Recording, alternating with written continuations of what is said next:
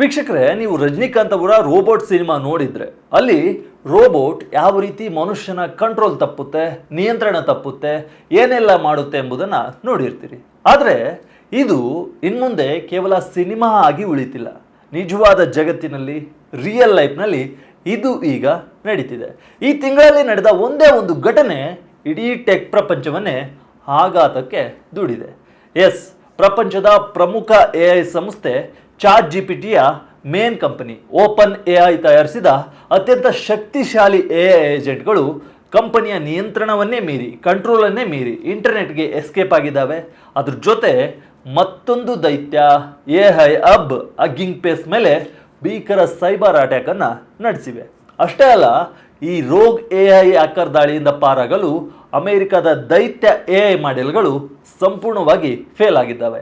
ಈ ಫೇಲ್ ಆದಾಗ ಅದರ ರಕ್ಷಣೆಗೆ ಬಂದಿದ್ದು ಚೀನಾದ ಒಂದು open weight AI model. Yes, ಅಮೆರಿಕದ ಹ್ಯಾಕರ್ AI ಅನ್ನು ಸೋಲಿಸಿದ್ದು ಚೀನಾದ Z.AI ಕಂಪನಿಯ GLM 5.2 ಮಾಡೆಲ್.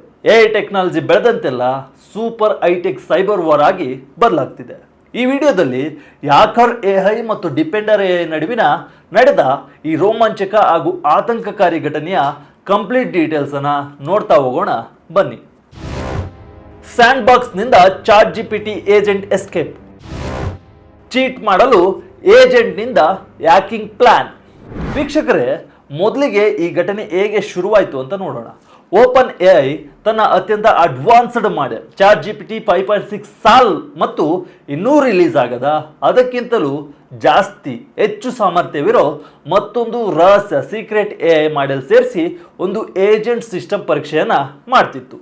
ಏಜೆಂಟ್ ಅಂದರೆ ಮನುಷ್ಯನ ಯಾವುದೇ ಮೇಲ್ವಿಚಾರಣೆ ಇಲ್ಲದೆ ಸ್ವಂತವಾಗಿ ಡಿಸಿಷನನ್ನು ತಗೊಂಡು ಕೆಲಸ ಮಾಡೋ ಸಿಸ್ಟಮ್.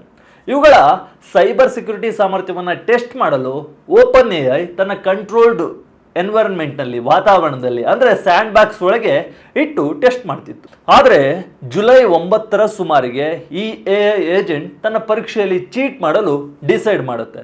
ಹೌದು, ತನಗೆ ನೀಡಲಾಗಿದ್ದ ಇವ್ಯಾಲ್ಯೂಯೇಷನ್ ಟೆಸ್ಟ್ನಲ್ಲಿ ಜಾಸ್ತಿ ಅಂಕಗಳನ್ನು ತಗೋಬೇಕು, ಜಾಸ್ತಿ ಸ್ಕೋರ್ ಮಾಡಬೇಕು, ಪಾಸ್ ಆಗಬೇಕು ಅಂತ ಬೇಕಾದ ಉತ್ತರಗಳನ್ನು ಹುಡುಕಲು ಹೊರಡುತ್ತೆ. ಅದಕ್ಕಾಗಿ ತನ್ನ ಸ್ಯಾಂಡ್ ಬಾಕ್ಸ್ನಲ್ಲಿದ್ದ ಸೆಕ್ಯೂರಿಟಿ ಎರರ್ಗಳನ್ನೆಲ್ಲ ಕಂಡುಹಿಡ್ಕೊಂಡು ಆ ಬಂಧನದಿಂದ ಹೊರಬಂದು ಇಂಟರ್ನೆಟ್ಗೆ ಎಂಟ್ರಿ ಆಗುತ್ತೆ. ಅಲ್ಲಿಗೆ ಟೆಕ್ ಜಗತ್ತು ಫುಲ್ ಶಾಕ್. ಇಂಟರ್ನೆಟ್ ಅಕ್ಸೆಸ್ ಇಲ್ಲ ಅಂದ್ರೂ ಯಾಕ್? ಮುಂದಿನ ವರ್ಷನ್ಗಳಿಗೆ ನೋಟ್ಸ್ ಕೂಡ ಕೊಟ್ಟ ಏಜೆಂಟ್. ಇಲ್ಲಿ ಪ್ರಮುಖವಾಗಿ ಗಮನಿಸಬೇಕಾದ ಅಂಶ ಏನಂದ್ರೆ, ಈ ಏಜೆಂಟ್ಗೆ ಓಪನ್ AI ಇಂಟರ್ನೆಟ್ ಆಕ್ಸೆಸ್ ಅನ್ನೇ ಕೊಟ್ಟಿದ್ದಿಲ್ಲ. ಆದರೆ ತಾನಾಗಿಯೇ ಎಲ್ಲವನ್ನ ಮಾಡಿಕೊಂಡು ಇಂಟರ್ನೆಟ್ ಆಕ್ಸೆಸ್ ಅನ್ನ ಇದು ಪಡೆದಿದೆ. ಇದೇ ಈಗ ಎಲ್ಲರ ಆತಂಕಕ್ಕೆ ಕಾರಣವಾಗಿದೆ. ಏನೂ ಇಲ್ಲದೆಯೇ ಎಲ್ಲವನ್ನೂ ತಾನಾಗಿಯೇ ದಾಟಿ ಒಂದು ಏಜೆಂಟ್ ಇಂಟರ್ನೆಟ್ ಆಕ್ಸೆಸ್ ಪಡೆಯುತ್ತದೆ ಅಂದರೆ ಯಾವ ರೀತಿ ಟೆಕ್ನಾಲಜಿ ಮುಂದುವರೆದಿರುತ್ತೆ ಅಲ್ವಾ? ಇಲ್ಲಿ ಮತ್ತೊಂದು ಭಯಾನಕ ಮತ್ತು ಇಂಟ್ರೆಸ್ಟಿಂಗ್ ವಿಷಯ ಏನೆಂದರೆ, ಈ AI ಏಜೆಂಟ್ ತಾನು ಎಸ್ಕೇಪ್ ಆಗೋ ಮುನ್ನ ತನ್ನ ಮುಂದಿನ ವರ್ಷನ್ಗಳಿಗೆ ಅಂದರೆ ಮುಂದೆ ಬರೋ ವರ್ಷನ್ಗಳಿಗೆ ಓದಲು ಕೆಲವು ನೋಟ್ಸ್ಗಳನ್ನು ಕೂಡ ಬರೆದಿಟ್ಟಿತ್ತಂತೆ. ಓಪನ್ AI ತನ್ನ ಸಿಸ್ಟಮ್ ಪರಿಶೀಲಿಸಿದಾಗ ಕಂಪನಿಯ ಸಿಸ್ಟಮ್ ಕಂಟ್ರೋಲ್ನಿಂದ ಯಾವ ರೀತಿ ಮುಕ್ತಿ ಪಡೆಯಬೇಕು ಅಂತ ಈ ರೋಗ್ AI ಬರೆದಿಟ್ಟ ಗೈಡ್ಲೈನ್ ಫಾರ್ಮುಲಾಗಳು ಕೂಡ ಆ ಕಂಪ್ನಿಗೆ ಸಿಕ್ಕಿವೆ. ಈ ಹಿಂದಿನ ಟೆಸ್ಟಿಂಗ್ ವೇಳೆಯಲ್ಲೂ ಮಾನಿಟರಿಂಗ್ ಸಿಸ್ಟಮ್ಗಳನ್ನು ಡಿಸ್ಕನೆಕ್ಟ್ ಮಾಡಿದ ಘಟನೆಗಳು ಕೂಡ ನಡೆದಿದ್ವು. ಆದರೂ ಕೂಡ ಓಪನ್ AI ತನ್ನ ಸ್ಯಾಂಡ್ ಬಾಕ್ಸ್ ಸೆಕ್ಯೂರಿಟಿಯನ್ನು ಭದ್ರ ಮಾಡಿಕೊಂಡಿದ್ದಿಲ್ಲ. ಹಗ್ಗಿಂಗ್ ಫೇಸ್ ಮೇಲೆ 17,000 ಸೈಬರ್ ಅಟ್ಯಾಕ್. ಕೈ ಚೆಲ್ಲಿ ಕುಳಿತ ಓಪನ್ AI FBIಗೆ ದೂರು. ಹೀಗೆ ಸ್ಯಾಂಡ್ ಬಾಕ್ಸ್ನಿಂದ ಹೊರಬಂದ ರೋಗ್ AI ತನಗೆ ಬೇಕಾದ ಆನ್ಸರ್ಗಳನ್ನು ಹಗ್ಗಿಂಗ್ ಫೇಸ್ ಕಂಪನಿಯ ಸಿಸ್ಟಮ್ನಲ್ಲಿ ಇವೆ ಅಂತ ಕಂಡುಕೊಳ್ಳುತ್ತೆ. ಜುಲೈ 11ರಿಂದ ಜುಲೈ 13ರ ನಡುವೆ ಹಗ್ಗಿಂಗ್ ಫೇಸ್ ಮೇಲೆ ಭೀಕರ ಸೈಬರ್ ದಾಳಿ ಮಾಡುತ್ತೆ. ಹಗ್ಗಿಂಗ್ ಫೇಸ್ CEO ಕ್ಲೈಮೆಟ್ ಡೆಲ್ಯಾಂಗು ಮತ್ತು ಕೋಫೌಂಡರ್ ಥಾಮಸ್ ವೂಲ್ಫ್ ಪ್ರಕಾರ ಈ AI ಏಜೆಂಟ್ ಕೇವಲ 2 ದಿನಗಳಲ್ಲಿ ಬರೋಬ್ಬರಿ 17,000 ಸೈಬರ್ ಅಟ್ಯಾಕ್ ಆಕ್ಷನ್ಗಳನ್ನು ಆಟೋಮೆಟಿಕ್ ಆಗಿ ಟ್ರಿಗರ್ ಮಾಡಿದೆ. ಇಲ್ಲಿನ ಇನ್ನೊಂದು ವಿಚಿತ್ರ ಏನೆಂದರೆ, ಇಷ್ಟೆಲ್ಲ ನಡೀತಿದ್ರೂ ಕೂಡ ಓಪನ್ AIಗೆ ತನ್ನ ಏಜೆಂಟ್ ತನ್ನ ಸಿಸ್ಟಮನ್ನು ಎಸ್ಕೇಪ್ ಆಗಿ ಬೇರೊಬ್ಬರ ಕಂಪನಿಯನ್ನು ಯಾಕ್ ಮಾಡ್ತಿದೆ ಅಂತ ಗೊತ್ತೇ ಆಗಿರಲಿಲ್ಲ. ಹಗ್ಗಿಂಗ್ ಫೇಸ್ ಯಾವಾಗ ಜುಲೈ 16ರಂದು ತಮಗೆ ಅಟಾನಮಸ್ AI ಏಜೆಂಟ್ನಿಂದ ಹ್ಯಾಕಿಂಗ್ ಆಗಿದೆ ಅಂತ ಬ್ಲಾಗ್ ಪೋಸ್ಟ್ ಮಾಡಿ FBIಗೆ ದೂರು ನೀಡಿದ ಮೇಲಷ್ಟೇ ಟೆಕ್ ಜಗತ್ತಿಗೆ ಇಂಥ ವಿಷಯ ಇದೆ ಅಂತ ತಿಳಿಯುತ್ತೆ. ತದನಂತರ ಜುಲೈ 18-19 ವೀಕೆಂಡ್ನಲ್ಲಿ ಓಪನ್ ಎಐ ತನ್ನ ಇಂಟರ್ನಲ್ ಸಿಸ್ಟಮ್ ಲಾಗ್ಗಳನ್ನು ಚೆಕ್ ಮಾಡುತ್ತೆ. ಆಗ ತಮ್ಮದೇ ಏಜೆಂಟ್ ಈ ಹ್ಯಾಕನ್ನು ಮಾಡಿದೆ ಅಂತ ತಿಳಿದು ಬರುತ್ತೆ. ಜುಲೈ 20ರಂದು ಹಗ್ಗಿಂಗ್ ಫೇಸ್ ಮತ್ತು ಓಪನ್ ಎಐ ಈ ಬಗ್ಗೆ ಮಾತುಕತೆ ನಡೆಸಿ ಜುಲೈ 21ರಂದು ಓಪನ್ ಎಐ ಈ ವಿಷಯವನ್ನು ರಿಲೀಸ್ ಮಾಡುತ್ತೆ. ಆವತ್ತು ನೋಡಿ ಓಪನ್ ಎಐನ ಏಜೆಂಟ್ ಎಷ್ಟು ರೋಗ ಆಗಿತ್ತು ಅನ್ನೋದು ಇಡೀ ಜಗತ್ತಿಗೆ ಗೊತ್ತಾಗುತ್ತೆ. ಅಮೆರಿಕ ವರ್ಸಸ್ ಚೀನಾದ ಎಐ ಬಿಗ್ ಸಮರ. ಯುಎಸ್ ಮಾಡೆಲ್ ಫೇಲ್, ಚೀನಾ ಎಐನಿಂದ ರಕ್ಷಣೆ. ವೀಕ್ಷಕರೇ, ಈ ಇಡೀ ಕಥೆಯಲ್ಲಿ ಅತ್ಯಂತ ಮುಖ್ಯವಾದ ಮತ್ತು ಪ್ರಪಂಚವೇ ತಿರುಗಿ ನೋಡುವಂತೆ ಮಾಡಿದ ಭಾಗ ಅಂದರೆ ಜಾಗತಿಕ ಎಐ ರೇಸ್ ಮತ್ತು America versus China angle.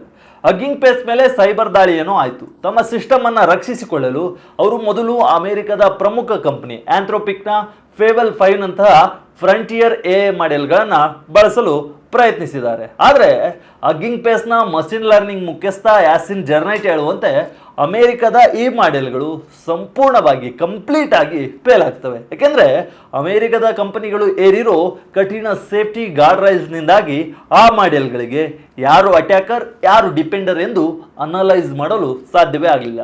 Cyber ದಾಳಿಯ ಡೇಟಾವನ್ನು ವಿಶ್ಲೇಷಿಸಲು ಹೋದಾಗ ಗಾರ್ಡ್ ರೈಲ್ಸ್ ಬ್ಲಾಕ್ ಮಾಡಿದ್ವು. ಜೊತೆಗೆ ಅವು ತುಂಬ ನಿಧಾನ ಮತ್ತು ದುಬಾರಿ ಕೂಡ ಆಗಿದ್ವು. ಆಗ ಹಗ್ಗಿಂಗ್ ಫೇಸ್ ಅತ್ಯಂತ ರಿಸ್ಕಿ ಜೊತೆಗೆ ಬೆಸ್ಟ್ ಡಿಸಿಷನ್ ಅನ್ನ ಮಾಡುತ್ತೆ. ಅವರು ಈಗ ಚೀನಾದ ZED.AI ಕಂಪನಿ ಅಭಿವೃದ್ಧಿಪಡಿಸಿದ ಡೆವಲಪ್ ಮಾಡಿದ GLM 5.2 ಅನ್ನೋ ಓಪನ್ ವೇಟ್ ಎಐ ಮಾಡೆಲ್ ಅನ್ನ ಬಳಸ್ತಾರೆ. GLM 5.2 ಅನ್ನ ಜೂನ್ನಲ್ಲಿ ಅಷ್ಟೇ ರಿಲೀಸ್ ಮಾಡಿರಲಾಗಿರುತ್ತೆ. ಓಪನ್ ವೇಟ್ ಮಾಡೆಲ್ ಆಗಿರೋದ್ರಿಂದ ಹಗ್ಗಿಂಗ್ ಫೇಸ್ ಅದನ್ನು ಕಂಪನಿಯ ಸ್ವಂತ ಇನ್ಫ್ರಾಸ್ಟ್ರಕ್ಚರ್ ಮತ್ತು ಸರ್ವರ್ಗಳಲ್ಲೇ ರನ್ ಮಾಡುತ್ತೆ. ಇದರಿಂದ ಎರಡು ದೊಡ್ಡ ಅನುಕೂಲಗಳು ಹಗ್ಗಿಂಗ್ ಫೇಸ್ಗೆ ಆದವು. ಮೊದಲನೇದಾಗಿ ಕಂಪನಿಯ ಯಾವುದೇ ಪಾಸ್ವರ್ಡ್ ಅಥವಾ ಸೆಕ್ಯೂರಿಟಿ ಡೇಟಾ ಹೊರಗೆ ಹೋಗಲಿಲ್ಲ. ಎರಡನೇದಾಗಿ ಚೀನಾದ ಈ ಮಾಡೆಲ್ ಮೇಲೆ ಯಾವುದೇ ಕಂಪನಿಯ ಥರ್ಡ್ ಪಾರ್ಟಿ ಗಾರ್ಡ್ ರೈಲ್ಸ್ ಇರಲಿಲ್ಲ. ಹೀಗಾಗಿ GLM 5.2 ಮಾಡೆಲ್ ಓಪನ್ ಎಐನ ರೋಗ್ ಎಐ ಮಾಡಿದ ಅಟ್ಯಾಕ್ ಅನ್ನ ಅತ್ಯಂತ ಸ್ಪೀಡ್ ಆಗಿ ಗ್ರಹಿಸಿ ದಾಳಿಯನ್ನ ಸಕ್ಸಸ್ಫುಲ್ ಆಗಿ ತಡೆಯುತ್ತೆ. ಅಮೆರಿಕದ ಅಗ್ರಮಾನ್ಯ ಎಐ ಕಂಪನಿಗಳು ಮಾಡಲಾರದ ರಕ್ಷಣೆಯನ್ನ ಚೀನಾದ ಓಪನ್ ಸೋರ್ಸ್ ಎಐ ಮಾಡೆಲ್ ಮಾಡಿ ತೋರಿಸುತ್ತೆ. ಅಮೆರಿಕದ ಆತಂಕ, ಸೈಬರ್ ಭದ್ರತೆಗೆ ಸವಾಲು. ಈಗ ಇನ್ನೊಂದು ಪ್ರಮುಖ ಅಂಶವನ್ನು ನೋಡೋಣ. ಅಮೆರಿಕದ ರಾಜಕಾರಣಿಗಳು ಚೀನಾದ ಎಐ ಮಾಡೆಲ್ಗಳನ್ನು ಅಮೆರಿಕನ್ ಕಂಪನಿಗಳು ಬಳಸದಂತೆ ಬ್ಯಾನ್ ಮಾಡಲು ಅಥವಾ ನಿರ್ಬಂಧಿಸಲು ಕಾನೂನು ತರಲು ಹೊರಟಿದ್ದಾರೆ. ಆದರೆ ಈ ಘಟನೆ ಅಮೆರಿಕಾಗೆ ದೊಡ್ಡ ಕನ್ನಡಿ ಹಿಡಿದಿದೆ. ಹಗ್ಗಿಂಗ್ ಫೇಸ್ ಕಂಪನಿ ತನ್ನ ಪೋಸ್ಟ್ನಲ್ಲಿ ಸ್ಪಷ್ಟವಾಗಿ ಹೇಳಿದೆ, ದಾಳಿಕೋರ ಎಐಗೆ ಯಾವುದೇ ನಿಯಮಗಳು ಅಥವಾ ಯೂಸೇಜ್ ಪಾಲಿಸಿಗಳ ಇರಲಿಲ್ಲ. ಆದರೆ ರಕ್ಷಣೆ ಮಾಡಲು ಹೊರಟ ನಮ್ಮ ಆ್ಯಂಡ್ಗಳನ್ನು ಅಮೆರಿಕದ ಮಾಡೆಲ್ಗಳ ಗಾರ್ಡ್ ರೈಸ್ ಕಟ್ಟಿಹಾಕಿದ್ವು. ಹಾಗಾಗಿ ಸೈಬರ್ ಡಿಫೆನ್ಸ್ಗೆ ನಮಗೆ ನಾವೇ ಹೋಸ್ಟ್ ಮಾಡಿಕೊಳ್ಬಹುದಾದ ಮುಕ್ತ ಮತ್ತು ಸಾಮರ್ಥ್ಯವಿರೋ ಮಾಡೆಲ್ ಬೇಕು ಅಂತ ಹೇಳಿತ್ತು. ಪ್ರಸ್ತುತ ಜಗತ್ತಿನಲ್ಲಿ ಅಂತಹ ಅತ್ಯುತ್ತಮ ಓಪನ್ ಸೋರ್ಸ್ ಮಾಡೆಲ್ಗಳು ಚೀನಾದ ಬಳಿ ಇವೆ ಎಂಬುದು ಅಮೆರಿಕಾಗೆ ನುಂಗಲಾರದ ತುತ್ತಾಗಿದೆ. ಇದರಿಂದ ಜಾಗತಿಕ ಎಐ ರೇಸ್ನಲ್ಲಿ ಅಮೆರಿಕವನ್ನು ಸ್ಪಷ್ಟವಾಗಿ ಚೀನಾ ಸೋಲಿಸಿದಂತೆ ಕಾಣ್ತಿದೆ. ಇದು ಅಮೆರಿಕಕ್ಕೆ ದೊಡ್ಡ ಹಿನ್ನಡೆ ಅಂದರೆ ತಪ್ಪೇ ಇಲ್ಲ. ಓಪನ್ ಎಐ ಬೆದರಿಕೆಯೋ ಮಾರ್ಕೆಟಿಂಗ್ ಸ್ಟಂಟೋ? ಟೆಕ್ ತಜ್ಞರ ತೀವ್ರ ಕಳವಳ ಮತ್ತು ಆಕ್ರೋಶ.